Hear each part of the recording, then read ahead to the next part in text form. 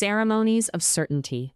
Across longer time horizons, the rituals we build around new tools often outlive the reasons they were created. Automation does not merely speed up work, it reshapes what checking means.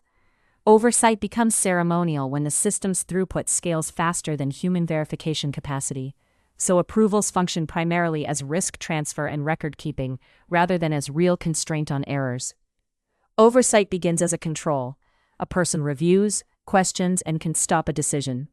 But automation changes the geometry of that control. When tools produce recommendations, summaries, or decisions at machine pace, human review becomes a bottleneck. That bottleneck is an explicit constraint. Attention is finite, and time is budgeted. A review process that once matched the flow of work can no longer keep up when output volume multiplies.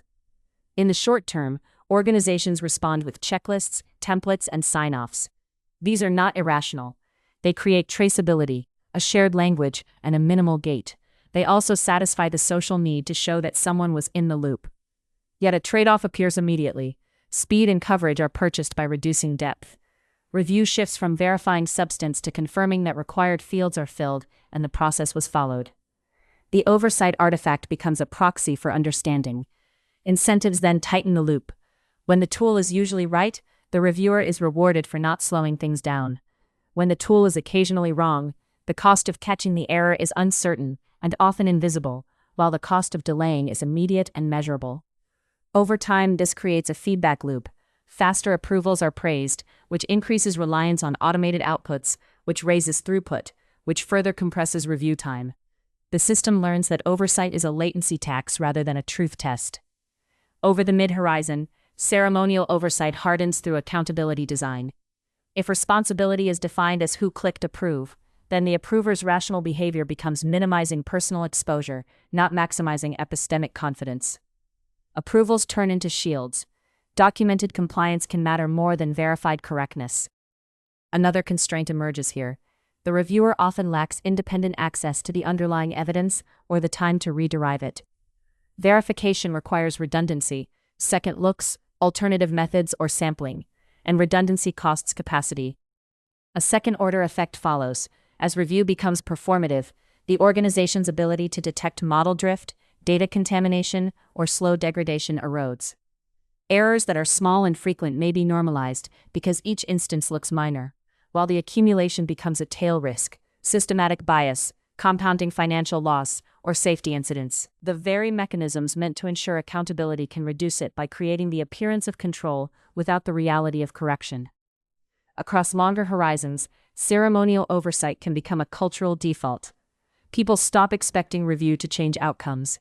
Once that expectation is gone, signals of oversight, completed checklists, approval counts, compliance dashboards, replace the lived practice of skepticism. At that point, governance is still present on paper, but it is no longer a constraint on the system's behavior. It is a narrative the system tells about itself.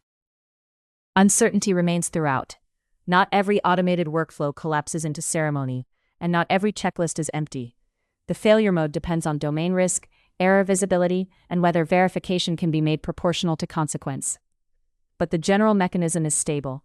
When speed outpaces understanding, process artifacts tend to become symbolic, because symbols scale more easily than comprehension. This is not only an operational concern, it is a question of values encoded in workflow. When oversight becomes ceremonial, responsibility migrates from judgment to procedure. Attention is trained to seek completion rather than truth, and accountability is reduced to proof that steps were taken. Governance, in this sense, is not a separate committee or a final sign-off. It is the living set of constraints that determines what the system permits, what it discourages, and what it ignores. If the system rewards velocity and punishes friction, then even well-intended reviewers will behave as latency reducers. When that happens, the moral weight of decisions does not disappear. It is merely redistributed, often toward the least visible parts of the pipeline, where assumptions are set and rarely revisited. A single act of reflection can clarify the boundary between real oversight and ceremony. Name one hidden assumption about verification in an automated process, such as, a quick review is enough, or exceptions will be obvious, and place it on a time horizon of months, not days, to see what failure modes it quietly permits. Oversight is real when it can meaningfully constrain outcomes, and it is ceremonial when it mainly constrains liability. Humility begins by admitting we cannot outrun uncertainty,